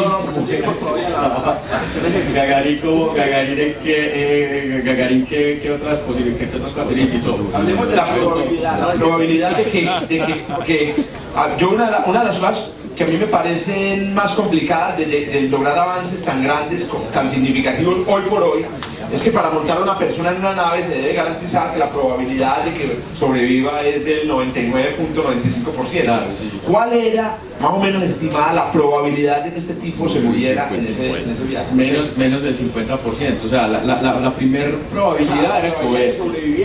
Era el cohete, Era menos la del primera. 50%, la probabilidad de que sobreviviera era menos del 50%. Sí, porque la del solo cohete era el 50%. Y de ahí para arriba empieza a sumar posibilidades de que se le dañe el sistema de oxígeno, de que no haga bien la reentrada. Más, cuando fue a reentrar, es decir, sale, hace la órbita, y cuando ya regresaba tuvo un problema, y fue que estas cápsulas, estas lavadoras, eran más o menos así. Entonces, como ven ahí, la lavadora completa es la que está al lado derecho, y se componía de un módulo, la bolita donde él iba. Sí, que ahí se ve, que se puede ver en la del lado derecho, esta es la cápsula completa desarmada. Ahí va Gagarin, ese es él, como iba dentro de la cápsula, el de la mitad, y al lado izquierdo está lo que llaman el módulo de servicio, que es donde está todo el sistema eléctrico, donde está el oxígeno, donde están los cohetes de maniobra para poder entrar, todo eso. Pero una vez ya se hacía toda la maniobra para entrar, él tenía que desechar ese módulo de servicios y entrar solo en la bolita. Y resulta que en el momento que desecha eso, un cable se quedó amarrado, y ese módulo empezó a hacer tumbos así junto con la bolita, y la bolita a moverse, y afortunadamente por el calor de la fricción con la atmósfera logró romper, se rompió el cable pues, entonces la reentrada también era un problema. O sea que no tengo el dato estadístico, pero de entrada, si el cohete era solo el 50, empiece a sumar ahí, y dése cuenta que tal vez eso podía ser por el 30%. Era una lavadora literalmente pues por los ciclos de lavado, pero además porque él se bajó de ahí sin lombrices, o sea, todas las lombrices se le dieron en ese vuelo. Sí. Oíste, Mauro, espérate un momentico. Entonces estamos hablando de más para que tengan una idea, y es así: usted llega y dice, yo viajo en ese vehículo. Sí. Listo, entonces le cogen y le sacan una moneda y la tiran, cara o sello, ¿cierto? Si cae sello se muere. Hermano, ¿quién se monta, hermano? No, joda. Jovencito. Porque para que veamos que el sistema o modelo capitalista que ahora mismo se divide. En esa época, como ahora, el comunismo lo que le interesa es que el tipo se sacrifique por el país. En cambio, en el sistema capitalista en esa época y ahora es pensar en el individuo. Incluso hay muchas teorías de que muchos astronautas perecieron y la gente, los rusos, estaban dispuestos a sacrificarse simplemente por tener que fue un héroe. Oíste, Maduro no lo podemos mandar en una soyuz mala, así, para que se sacrifique por el pueblo. No, pero los soviéticos tenían su propio Chávez Maduro allá, que era Nikita Khrushchev en esa época. Y resulta que pues, digo eso porque para decir dos cosas, aquí antes de Gagarin, lo más aproximado que tenían eran los vuelos con los perros. Y resulta que Laika fue el segundo ser vivo en el espacio, pero no fue diseñada la cápsula para recuperarla, ella murió pues en órbita. Y después intentaron con otras dos y no lo lograron porque falló el cohete. Y luego lo hicieron con este par de chandosas hermosas, con Belka y Strelka, que estas sí las lograron recuperar. Y, ¿qué pasó a Laika? No, la historia de Laika es que Laika nunca no se diseñó para recuperarla, pero incluso el sistema de sostenimiento de la vida que tenía de oxígeno le falló y murió pues sofocada.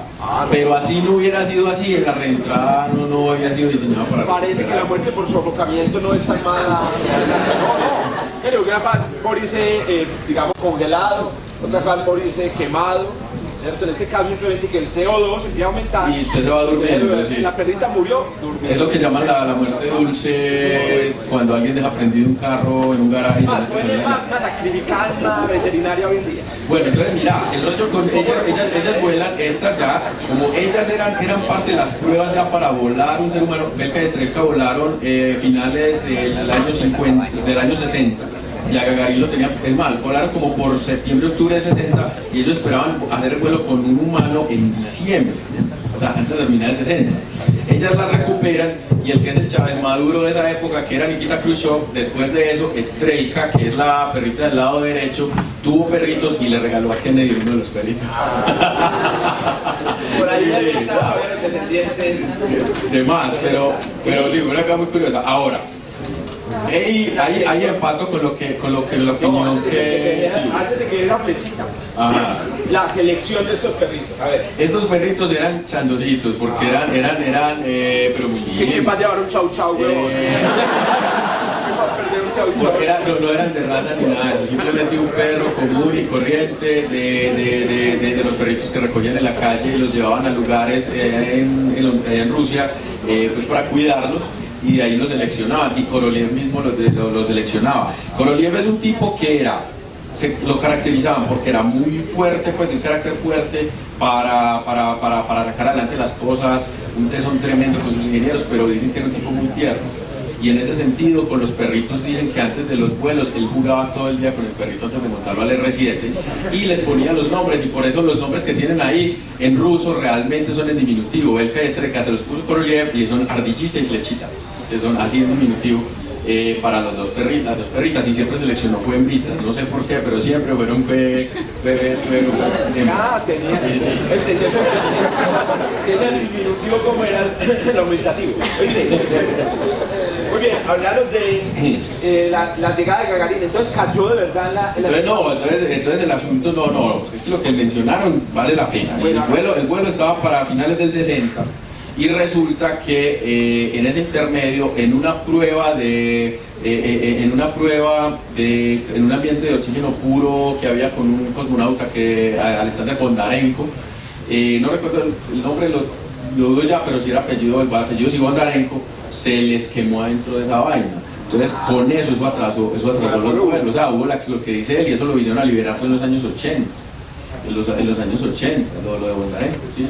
No, pero quería anotar una cosita, que ¿por qué la estatura? O sea, es que él hacía parte junto con todo su equipo de los pilotos de prueba. O sea, en el piloto de pruebas de aquella época es muy común la baja estatura por cuestiones de carga útil y de facilidad de ingreso. Pero hay que tener cuidado en el caso del Vostok, porque por ejemplo, para la parte de los pilotos de prueba, que eran los pilotos de MiG-15, que era que en esa época se presentaron gente de 1,75, 1,78, y cuando fueron a escoger ya los del Vostok en sí, los escogieron fue de los más bajitos porque es que la bolita sí era mucho más estrecha que la otra cápsula. Ahora, del lado americano también había restricciones de altura, pero no eran tanto.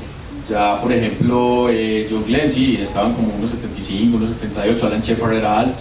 Leo nuestro corresponsal en Wikipedia. Nos dejaron los daticos. Dice Iván que después se comprobó que las personas pequeñitas, así como vos,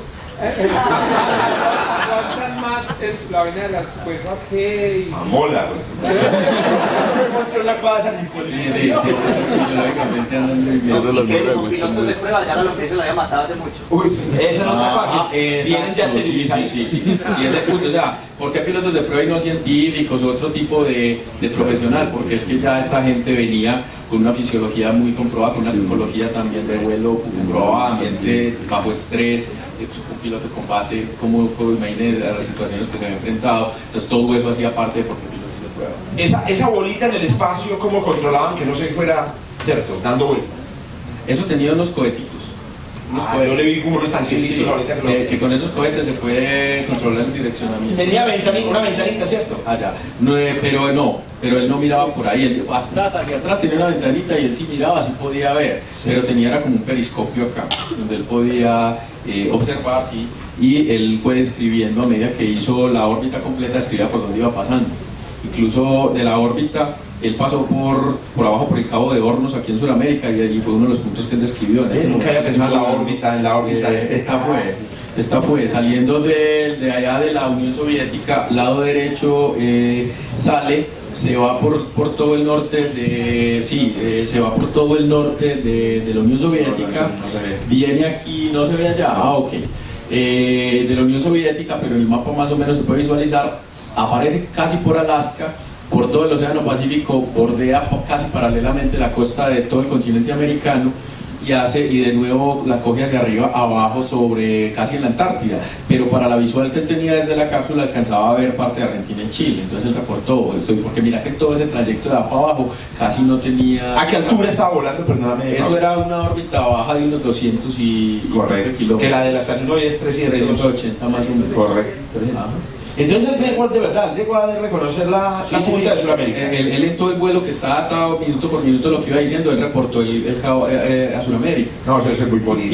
Y cuando se va y da la vuelta y entra a África, allá ya tenía que encender los retros, que son los puntos rojos. Sí. ¿Para qué? La cápsula viene girando alrededor de la Tierra y usted necesita frenarse para poder empezar a frenar. Pues si no se frena, usted sigue ahí. Pero si usted le enciende un cohete en el sentido contrario de la velocidad, usted se frena un poco, entonces él ya coge una trayectoria a insertarse en la atmósfera y ya la atmósfera hace el resto del trabajo. O sea, ya termina de frenarla y ese era el cálculo para terminar llegando a la Unión Soviética de nuevo. ¿Cómo se un vuelo de 1 hora y media más o menos? La idea era nada más dar una órbita y bajar así, pero si había un problema con los cohetes de frenado, él llevaba provisiones para 10 días, que era el tiempo que la nave automáticamente sola entraba por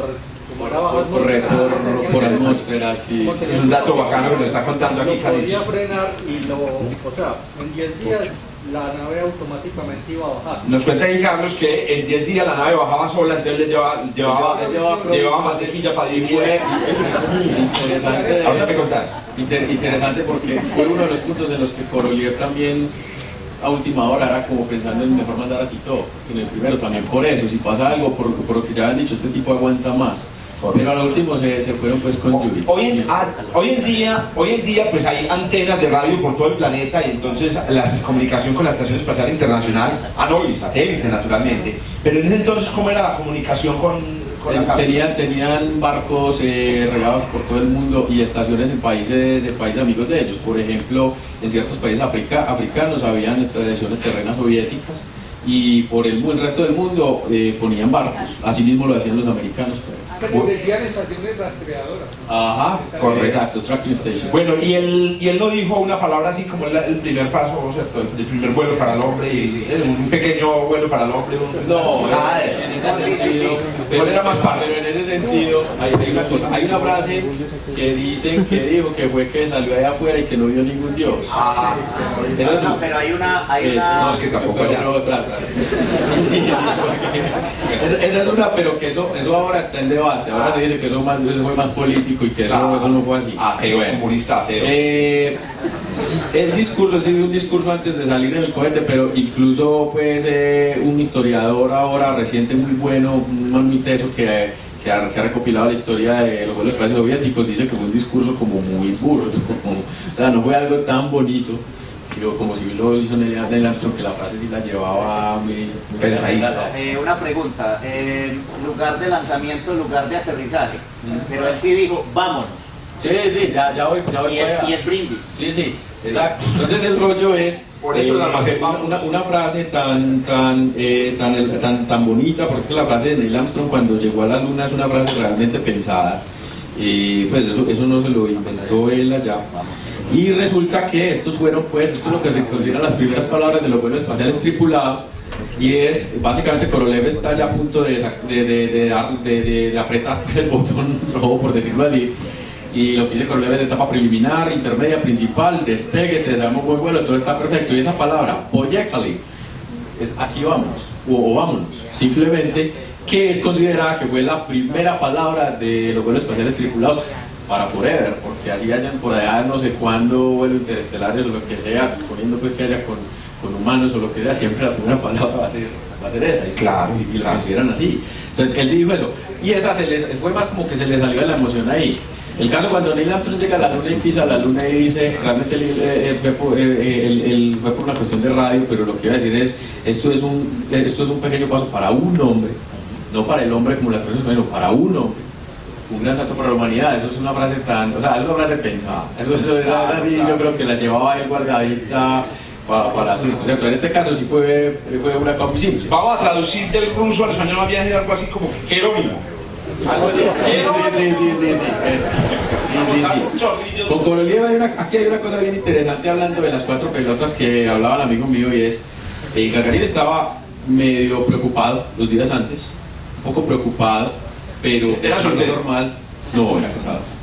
Sí, tuvo hijas y todo, y las hijas están hoy en día en Rusia y hicieron carreras académicas bien interesantes. Wow. En universidad, o sea, son unas jefes de un departamento en economía de una universidad pesada allá, y la otra creo que es por el lado de historia y eso, pero fueron pues 2 hijas muy cultas que tuvo. Yendo a ese punto de Korolev que realmente sí entendía el cohete, dicen que el día anterior estaba muy ansioso, que por la noche no durmió, que antes del vuelo, que el vuelo fue en las horas de la mañana, estaba al borde de un colapso nervioso y que finalmente le tuvieron que darse antes. O sea, cuando él está aquí, cuando está aquí con los audífonos que mostramos, y cuando esté a punto de este despegue, el tipo estaba bien sedado ahí. ¿Por qué? Y eso lo discutía ahora con unos amigos aquí en la universidad, preparando para esto. Lo que pasa es que él sí sabía que el aparato podía fallar, o sea, sí la tenía muy clara. Entonces, No le había querido decir a Gagarin. Pues si Gagarin no se metió ahí un boquita. No, la verdad. Porque nosotros sabemos la preparación pues, que tuvieron los astronautas de las misiones, pues digamos, tripuladas americanas, pero en este entonces tenían todo ese cuidado con los astronautas. O sea, él no podía haber tomado la comida. La de Gagarin era básicamente, más que todo, era hidratantes, porque era un vuelo, pues, por lo que dijo por allí Carlos, pero que eran puras pastas asquerosas. O sea, haga de cuenta la comida de una persona cuando está enfermo y le cierran la boca por un motivo y le mandan a comer por un pitillo algo que pues tiene lo necesario para que usted pueda vivir. Pero ahí, a esas alturas ahí no había nada, o sea, sueros, cosas de ese estilo. Duración del vuelo. Duración del vuelo fue de algo así como 90 minutos. Una vuelta que es... Bueno, y una pregunta, ¿cuánto dura ese cohete prendido, hermano? O sea, Esos son 8 minutos de vuelo propulsado. Son 8 minutos de vuelo propulsado, delicados. Incluso hay películas de Gagarin, hay una serie muy buena que se llama Space Race de la BBC, y ahí muestran en ese ascenso cuando se despegaban las etapas, eso pega un empujón tremendo, uno no se imagina eso, pero incluso para hacer pruebas sobre un satélite hay unas máquinas de impacto en las que se hacen pruebas de impacto muy fuertes y pues hace como 2 años que yo vi una máquina de esas por allá, pregunté, vení, pero ¿por qué tienen que probar un impacto tan bravo? Y me decían, ¿sabe qué es? Ese impacto es meramente el despegue de las etapas, porque es que se despegan con explosivos. Entonces, nada más que eso, es un impacto muy bravo, y en el caso de Gagarin, él después reportó que el despegue de las etapas le pegaron muy duro, o sea, fueron unos impactos... ¿Qué contó Gagarin al regresar? O sea, obviamente Gagarin se volvió una celebridad nacional e internacional. Ajá. Entonces, nos contabas que estuvo pues en Inglaterra.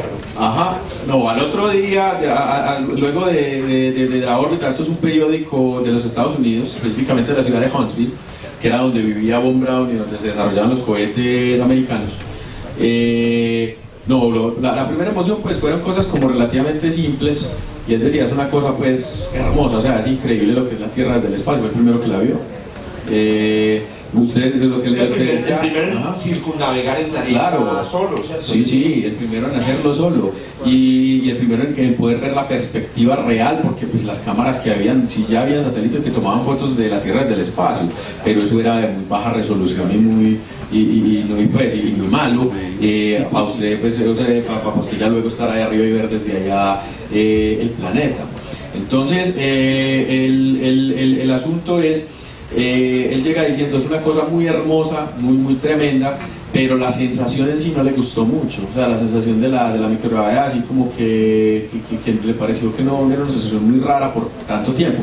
Ya microgravedad habían probado en aviones, cuando un avión usted pone a volar un avión, ya habían pruebas entonces. Sí, llegaron a hacer algunas, y eso sí se había probado, pero eran unas cosas de pocos segundos, otra cosa es usted estar 90 minutos en ese ambiente.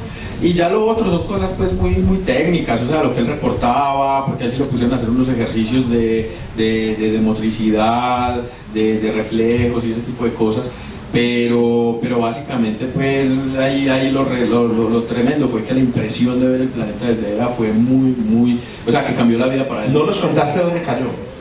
Cayó en estas mismas estepas. En el lugar esperado. Cerca, sí. Lo estaban esperando, lo vieron primero campesinos. Lo vieron primero los campesinos. Él cae, que resulta que y la caída no caía dentro de la cápsula, sino que muy a 7 kilómetros la cápsula lo eyectaba, y él caía era como cae un piloto cuando se paracaidista, cuando se eyecta de un avión. Entonces esa es la imagen que mostré ahorita. Por eso es que se muestra así explosionada, como donde él está a la mitad, porque junto con esa silla él salía, todo eso salía de la cápsula, y luego de la silla se despegaba él y él caía en un paracaídas. Entonces unos campesinos lo vieron y lo vieron caer, y claro, uno se sorprendió, ¿qué es esto? Y cuando él se les acerca, él les dice, no se asuste, soy un ciudadano de la Unión Soviética, vengo a hacer un vuelo en el espacio y necesito un teléfono para llamar a Moscú. Le sobra chumbimba, güey. Hasta mentira, o se lo está robando la gallina. Dale, gallina. 100 años antes, la vuelta al mundo en 80 días, aquí ya la vuelta al mundo en 80 minutos. Sí, excelente, 100 años la vuelta al mundo en 80 días, aquí era la vuelta al mundo en 80 minutos. Excelente, vos te imaginabas a Julio Verne que van saliendo. Habiéndole tocado. Sí, hermano, si nos inventamos una máquina del tiempo, traemos a Julio Verne, a Leonardo da Vinci, que tiene un paroxismo sexual viendo. Uno que le sienten a ver, qué sé yo, pues el tesoro del saber, y ya con eso tienen, hermano, para que. Pero entonces, bueno, volvamos al punto del vuelo en este sentido, en el sentido de la comparación y de la carrera espacial. Esto fue casi otra humillación para los Estados Unidos. Los Estados Unidos se estaban preparando para hacer un primer vuelo suborbital con el primer americano, y salir diciendo, porque un vuelo suborbital sales con una especie de parábola, salen al espacio y ahí mismo entra, ¿sí o qué? Y estaban haciendo esas preparaciones, y ya con salir al espacio no importa, ya como decir que tuvimos el primer hombre en el espacio. Y resulta que lo tenían preparado para finales de abril, principios de mayo, y esta gente se les adelantó el 12 de abril con un vuelo orbital, ¿cierto?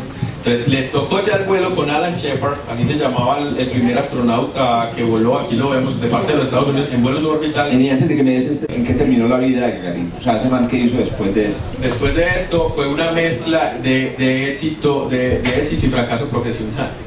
¿Por qué? Porque después de esto, no por eso, después de esto, el comité del Partido Comunista lo declaran héroe de la Unión Soviética y la orden es no vuela más porque no vamos a arriesgar un héroe de ese calibre a que pronto nos maten otro vuelo.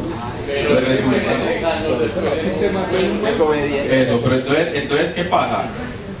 Casi que lo que se volvió fue un adorno, un éxito para mostrarlo, para llevarlo por todas partes, todo eso, hasta que finalmente lo autorizan a hacer backup, pues reserva para el vuelo de la Soyuz 1. Ya eso es mucho más adelante, estoy hablando del año 67 más o menos. La Soyuz 1 de reserva, y que y ya en el programa Soyuz la idea era que volviera a volar. Y resulta que en esas Soyuz 1 voló Komarov, hace ese primer vuelo y eso terminó en fracaso y Komarov se mató en ese vuelo. Entonces ahí sí dijeron, totalmente vetado para vuelos espaciales, no más vuelos, Gagarin no va a volver a volar al espacio, ¿cierto? Y al año siguiente, en un entrenamiento normal, en un avión MiG-15, junto con un instructor, porque ya iba con instructor porque en ese proceso había perdido muchas habilidades de piloto. Y iba con instructor, estaba volviendo a coger las habilidades, se mataron los dos en un MiG-15 en el año 68. Se murió en Zuley y muy joven. Gagarin es del 34, de 34 años. De 34 años, muy joven. Sí. Por allí veo que Horacio está levantando la mano. Horacio, 30, son intervenciones de 30 segundos.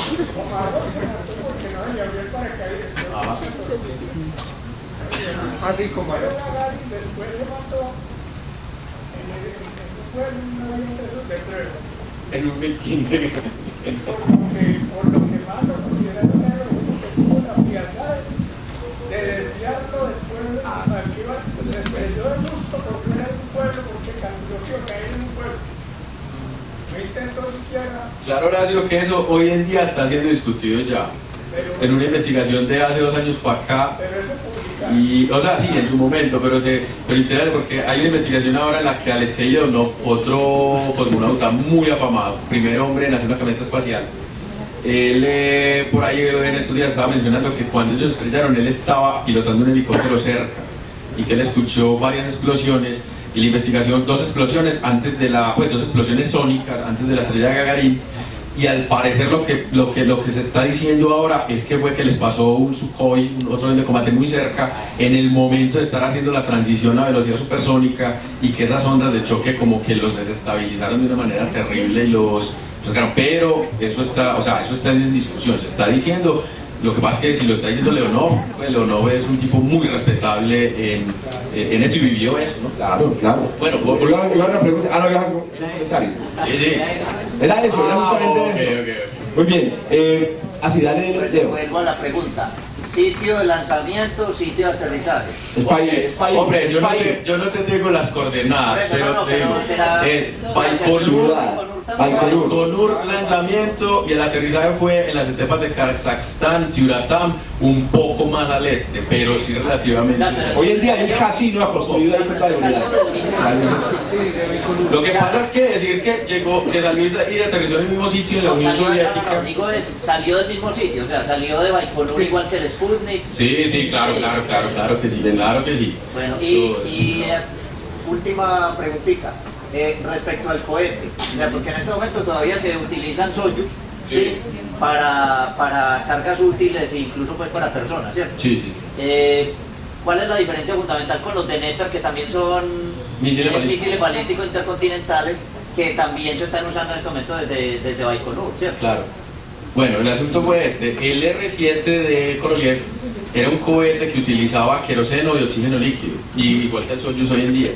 Que para hacer un lanzamiento usted lo tiene que preparar por ahí con 2 o 3 días antes, en todos los chequeos, todo el proceso de abastecimiento de combustible, todas las operaciones.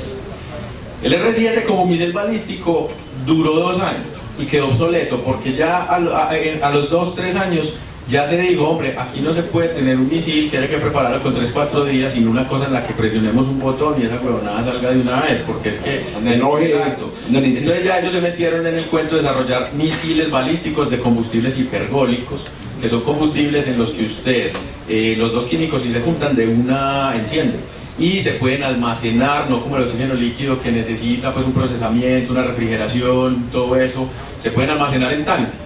Y al usted abrir válvulas esa vaina prende.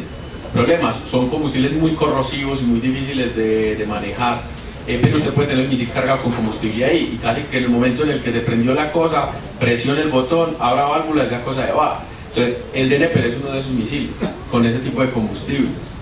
Y hubo otros que ya utilizaron eso. Entonces, ¿qué pasó? Como ya se había venido la carrera espacial encima, el R-7, pues por fortuna de Korolev, dejó de ser misil balístico, pero se convirtió enteramente en cohete para una exploración espacial. Antes de pasar al Gagarin gringo y ir cerrando, pues que claro, podemos quedar aquí hasta las 3 de la mañana, pero el explorador no nos deja. ¿Cuál es en tu consideración el astronauta ruso más, el cosmonauta pues ruso más? La historia de la exploración pasó por los rusos. Toda, hasta hoy en día. Sí, sí, hasta hoy en día. Para mí es Sergei Krikalev, que es reciente, está vivo, pues es de ahora, de los últimos tiempos. ¿Por qué? Porque es un tipo que es de unas capacidades tremendas como cosmonauta, es un ingeniero de cohetes, o sea, es ingeniero como tal. Hoy en día es el vicepresidente de Sergei Korolev, SP Energy Corporation, o sea, tiene unas habilidades en todo, ha sido bueno, como ingeniero, como cosmonauta, con eso, como cosmonauta, voló en la Mir, voló en el transbordador espacial, voló en la Estación Espacial Internacional y voló en la Sol. O sea, es un tipo que a nivel mundial, incluso, yo creo que a nivel mundial, incluso comparado con astronautas también, es una cosa tenaz. ¿Ha volado más cosas pues, que ISIS? Sí, sí. Hablemos del Gagarin gringo. Ok, entonces los norteamericanos no les quedó sino de otra que consolarse con un vuelo suborbital que iba a ser con este perfil saliendo de Cabo Cañaveral, un tiro parabólico en sacar a un tipo a hacer un primer vuelo, al menos a que se asomara de afuera, un vuelo de 15 minutos. No, eso fue cuando ya lo rescataron en el portaaviones. Sí, no, es que eso fue un vuelo cortico ahí mismo en el océano Atlántico. Entonces lo rescatan, hacen el vuelo y resulta que planean volar a John Glenn, ya en el vuelo orbital, parecido para Gagarin. Lo tenían planeado para finales del año 61, todavía les faltaba mucho porque no tenían el cohete que lo empujara lo suficientemente fuerte. Y el cohete, que era otro misil balístico adaptado, el Atlas, lo iban a tener para finales de ese año, pero los rusos, muy para mitad o un poco más adelante de la mitad, no recuerdo la fecha precisa, vuelan a Titov para un vuelo de 24 horas completo. O sea, antes de que Estados Unidos hiciera el primer vuelo orbital, los soviéticos pusieron a Titov en un vuelo de 24 horas de un día completo. Entonces, pero hay una cosa que vamos rematando y es, de todas maneras, esto se tiene que analizar desde una perspectiva un poco diferente y es,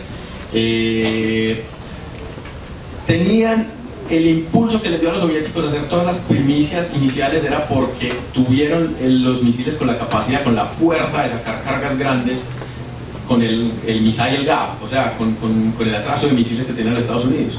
Pero vuelos espaciales no son nada más cohetes. Vuelos espaciales es tener electrónica, tener control, tener una cantidad de cosas, y en eso realmente Estados Unidos sí estaba muy adelante. Y cuando Estados Unidos se pone a la par en el tema de los cohetes, ya por allá por el año 63 más o menos, ahí fue donde la cosa empezó a cambiar. Correcto, sí, es como, entonces, ya lo comentábamos, como la carrera de la tortuga y la liebre. Entonces, digamos que en este caso los soviéticos son la liebre que arrancan porque tienen la potencia. Los Estados Unidos ya venían con una capacidad industrial muy grande, vienen lento, y cuando asumen incluso el reto de la carrera espacial, lo hacen más metódicamente. O sea, a pesar de que hay que hacer primicias, se van más metódicos y van consolidando un programa que muy para el año 65 ya, cuando Leonov hace la primera caminata espacial, la hizo ya más para tener la primicia con riesgos de seguridad y casi del SMAC. Mientras, porque ya vieron que ya los americanos se les habían venido encima con el proyecto Gemini, que fue el proyecto intermedio entre los primeros hombres en ir al espacio y el Apolo que lleva a los hombres a la Luna. Y en el proyecto intermedio ya los Estados Unidos con el Gemini empezaron a probar acoplamientos, vuelos de 2 semanas con 2 astronautas, acercamientos entre cápsulas, una cantidad de cosas en las que definitivamente se pusieron muy por delante. ¿Quién es el Gagarin gringo? El Gagarin americano realmente no es Alan Shepard, no, sino que es John Glenn, que lo vemos aquí subiéndose a su cápsula Friendship 7, que era una de las cápsulas Mercury. Esta fue la que hizo el primer Porque Alan Shepard fue el vuelo suborbital. Recuerdo la historia, o sea, mientras que Gagarin estaba diciendo ahí vamos, el otro estaba diciendo, sáquenme de aquí que tengo que ir al baño. Las primeras palabras de un astronauta. Sí, ese fue Alan Shepard. Ese fue Alan Shepard. Resulta que lo subieron al cohete mucho, más o menos con 6 horas de anticipación, lo cogieron unas ganas de orinar tenaces. Y él reportó que tenía muchas ganas de orinar y Von Braun estaba incluso monitoreando eso y pues le preguntaron a Von Braun, ¿qué hacemos? ¿Aplazamos? Pues él dijo, no, ahora ya no hay forma de aplazar. Bajarlo de allá y volverlo a subir allá, esos cuánto se va, ¿no? O sea, que orines y ahí. Y se orinó ahí. Entonces, pero ahí me ven a mí con la cápsula Mercury, pues compadre, el tamaño más o menos. Hoy fue el día que vine a chicanear.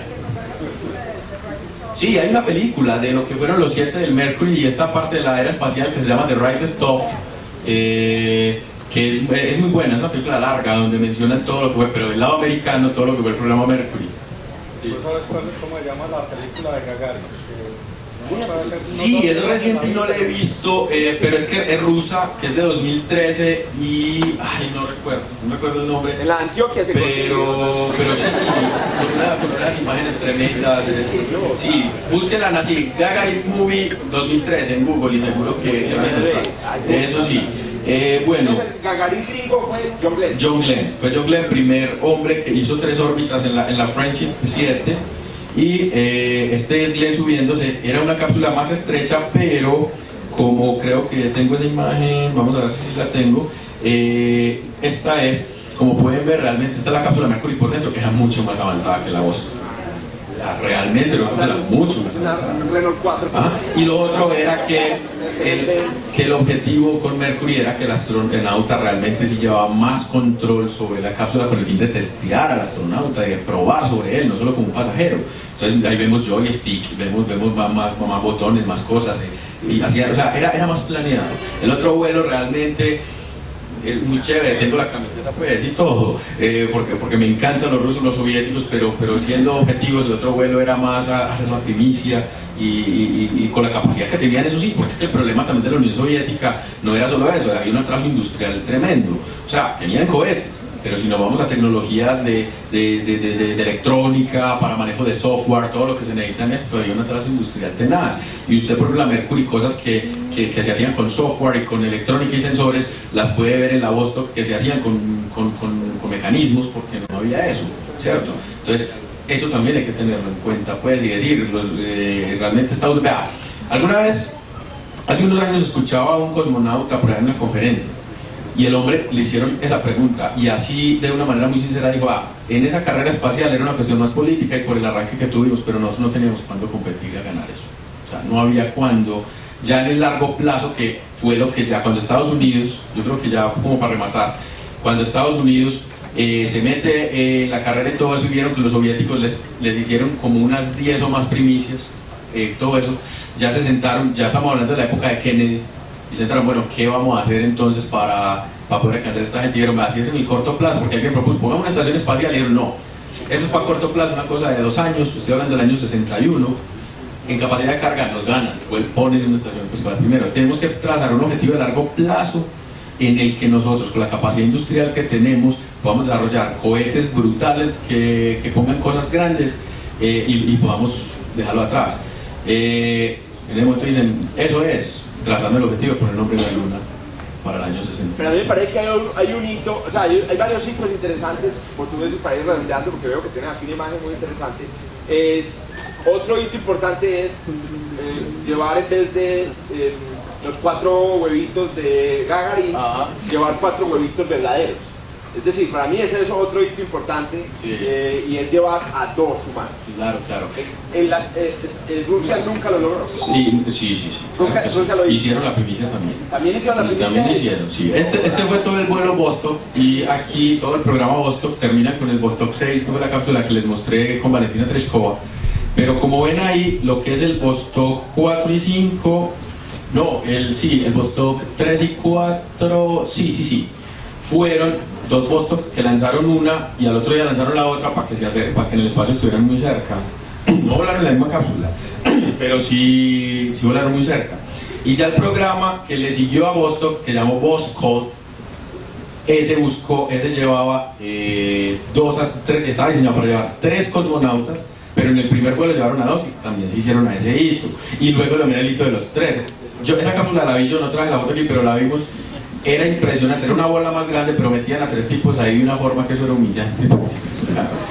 Estrechos de una manera impresionante para hacerlo. Bueno, entonces esos hitos también lo tuvieron. Lo que tiene de interesante el programa Gemini es que fue un programa que ya no fue diseñado para romper hitos, sino es el programa en el que nos vamos a entrenar para ir a la luna, de los americanos. Que ahí fue donde el Voskhod trató de ser como algo parecido al Gemini. El mejor hito que logran en el Voskhod fue sacar y hacer la primera caminata espacial de Leonov, pero ya pues, cometen una cantidad de errores que terminan en cosas en tragedias algunos, ya se nota que ya están desesperados, pierden a Korolev en el 66, Korolev en una operación pues médica muere. Eso dejó el programa muy desestabilizado porque era una estructura muy jerárquica y él era el líder ahí. Entonces ya hubo que poner a otro líder que no tenía las características de él. O sea, ya se vieron una cantidad de errores. Los americanos venían ya muy organizados y además tenían a Von Braun, que es que el rollo era, a Von Braun lo tuvieron fue frenado, pero en el momento ya por el año 61, cuando este vuelo, realmente el viaje a la luna lo desató fue este vuelo de Gagarin. Hasta ahí todavía no se había tocado el tema, pero ya esta etapa fue, Estados Unidos dijo, no, tenemos que hacer una cosa de largo plazo, y a Von Braun le entregaron plata, los recursos, todo, y así como los rusos hicieron su R-7 y ese gran mérito, Von Braun entre el 61 y el 67, 5 años más o menos desarrolla el Super Saturno 5, o sea, fue lo que donde Von Braun sí se consolidó como hasta hoy en día el tipo de exploración espacial. Mi última pregunta de la noche es ¿por qué los rusos, pero eso es otro tema. ¿Por qué los rusos no se aplicaron para llegar a la luna más? ¿Por qué no lograron llegar ellos con cosmonautas? No solo que la muerte de Korolev es una de las razones, pero la verdad, lo que mencioné, el atraso industrial que tenían no les daba paso. O sea, es que poner hombres en la luna es una cuestión de más que los cohetes. Eso usted necesita sensores, herramientas de precisión, procesamiento, de todo, para usted poder llevar cápsulas, alinearlas, ponerlas a guiar, que se acoplen, todo ese tipo de cosas. Y a pesar de que hicieron unas cosas muy voladas, porque por ejemplo, pusieron un vehículo lunar que fue hasta la luna, se posó, recogió muestras lunares y volvió a la Tierra. O sea, eran unos de esos, porque es decir, es ponerlos no tienen la disponibilidad de tanta tecnología, pero solucionar el problema y lo hacían. Ya para usted meterse en el comparativo, ya en el asunto preciso, era muy teso. Es más, ellos sí intentaron ir a la luna, hicieron el cohete, que se llamó el N1, y el cohete se les explotó 2 veces. O sea, era un cohete que no tenía el mejor diseño. Para eso fueron ya cosas desesperadas en el camino para eso. Una última sesión de preguntas, 2, 3 preguntas y ya. Pablo, ¿cuál era la diferencia entre los trajes de los rusos y los americanos? Porque Pastora era diferente. Él pregunta cuál era la diferencia entre los trajes soviéticos y los trajes americanos. En esa primera generación el traje soviético era muy presurizado, o sea, él mismo llevaba su sistema de supervivencia y su aire para mantenerse presurizado. El traje americano solo tenía el sistema de oxígeno aquí para usted respirar y todo, pero el traje incluso se ve aquí en las fotos. Como el traje de Gagarin era un traje de esos así inflados, como que se inflan, los de la luna, eso como los de la luna, y el del Mercury se ve ahí mismo que es un trajecito pues puesto más como que te envuelve, eso, más como un overol, eso sí, pues básicamente es como lo más importante ahí. ¿Y en tecnología? En tecnología el traje americano era mucho mejor, o sea, tenía más sensores, tenía más, al punto de que no lo presurizaron todo para esos vuelos del Mercury, porque estaba muy bien conectado a los sistemas de la cápsula y de una manera muy fiable. Entonces no lo necesitaron, y tampoco hacían eso de la eyección, por ejemplo, que hacía la Vostok de sacar al astronauta cosmonauta 7 kilómetros antes, era porque el impacto que se iba a pegar allá y el hecho de no ir en un descenso tan controlado era muy peligroso para la supervivencia del cosmonauta. Estos americanos, la cápsula era mucho mejor en ese sentido y ellos llegaban hasta el mar, los otros que también caen al mar, y llegaban, aunque usted viniendo sin paracaídas y lo que sea, el agua y la tierra es la misma cosa, pues, la verdad. Entonces llegaban y ya después de que la cápsula era rescatada y llevada al portaaviones, allá lo sacaban, que es la imagen que tenemos ahí de Lanchero. ¿Alguna otra pregunta? No, para sustentar lo que decías ahora, los rusos vivían muy atropellados. Tanto fue, por ejemplo, lo de Chernobyl en 1986, por estar tratando de mostrarse, ocasionaron esa catástrofe en el 86 en Chernobyl. Una recomendación, películas, series. Bueno, películas, The Right Stuff, de 1983. Para que la busquen ¿Cómo más está traducido? Busca el destino. No sé cómo se llama en español. The Right Stuff. Los elegidos. Los 7, eran 7. Algo así, Los Elegidos. Bueno, listo. Los elegidos. O sea, en Google busquen Los Elegidos 1983. ¿Quién es el actor? ¿Quién es el actor? Ay, ¿cómo es que se llama? Bueno, pero se encuentra fácil en Google. Listo, la otra serie. Ed Harris está ahí. Sí. Solo buscan en IMDb por Ed Harris y ahí está la película. Eso. Ahí está. El equipo correcto. El equipo correcto. Eso, sí. Serie BBC Space Race. Que muestra más que todo la rivalidad entre Von Braun y Corolla. O sea, la enmarcan en esa rivalidad. Tiene algunas imprecisiones históricas, pero es muy buena y es muy emocionante. Una serie de 4 capítulos. De la Tierra a la Luna. De la Tierra a la Luna es una serie americana espectacular, hecha por HBO, producida por Tom Hanks, del año 1997 o 1998. La de Gagarin. La de Gagarin, que dijimos búsquela como Gagarin Movie 2013. Sí sé que la película es de 2013, no recuerdo bien el título. Apolo 13, obviamente. Apolo 13. Apolo 13 es otro. ¿Cuál se me va por ahí de pronto? No, yo creo que... Transformers 3. Bueno, no, yo creo que fue ahí, gracias por el espacio, porque al menos pudimos hablar de la efeméride. Este tema se toca acá que hay efemérides, de pronto hablaremos, o sea, nos centramos hoy en el vuelo de Gagarin y el vuelo tripulado, pero cuando en 2 años probablemente estaremos haciendo algo parecido, pero centrados en lo del Sputnik, y casi, mejor dicho, en los años 1, que se celebran por 61, en los 6 por los 65, en los 7 por el Sputnik 57 y en los 9 por lo de los llegar a la Luna. Siempre habrá tema para la carrera espacial. Pero hay otro detalle, entonces nos vemos el próximo 12 de abril, o sea, el próximo año, pero también... 4 de octubre, el otro ya es 4 de octubre del próximo año. Pero también, ojo con esto, como van las cosas, los animalistas van a montar también el día de la llegada del perro al espacio. Póngale ¿cuál qué fecha fue eso? Jorge, Esta fecha. La fecha del año. 27, noviembre de 1950. Ahí va la Por poner el día. allí hay un aporte, Más aporte, más cosas. sí, un detalle. Y el año entrante hay que hablar de los 10 años de Libertad 1. Excelente, 10 años, vamos 10 años. Ya va para 10 17 de abril. Ya va para 10 años y no hemos avanzado. Sí. Fueron los 55 años del primer vuelo del hombre al espacio. Sí. También fueron los 35 del Sí, primer sí, vuelo sí. del transbordador espacial. 35 años del primer vuelo del transbordador espacial. Es más, Ahora sí esta es la última, no más preguntas. Es más, al parecer cuando se volvió el primer transbordador espacial, en parte se escogió el 12 de abril para tratar de los americanos, estaban en plena Guerra Fría, de opacar un poco el tema de Gagarin de los 30 años, cuando eso eran 20 años. De los 20 años de Yuri Gagarin, porque pues iban a volar en Colombia, lo hubieran podido volar el 10 de abril, el 15 de abril, no sé, escogieron precisamente el 12 de abril de 1981, en un vuelo brutal de esa otra super máquina que hizo el primer vuelo impecable. O sea, ya para esas alturas, sí que es cierto pues que Estados Unidos lleva una ventaja tremenda. Muy bien, muchas gracias entonces. Gracias. Hasta otro día.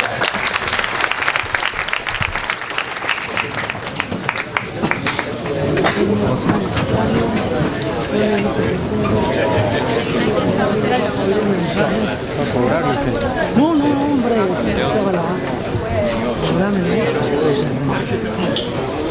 que es un amigo mío. Imagínate después.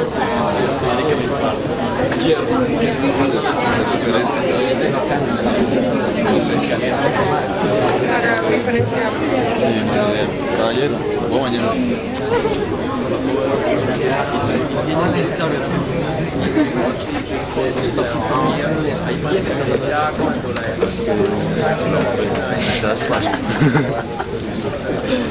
Lamentablemente después la culpa de Boca Nada que ver, Miguel. Y él me había llamado por los viernes. Yo le decía, sí. Es que no, es que yo no voy a ir, pero voy a hacer. Sí, es que yo digo que vengo, pero. Así es mi. ¿Verdad que está en novia? Sí. Ahora, un Paco.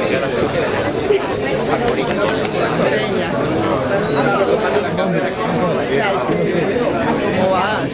Ilustrísimo.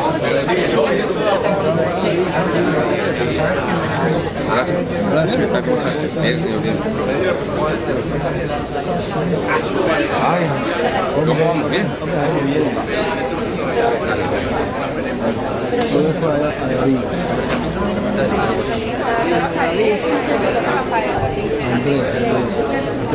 Dale, vamos hablando.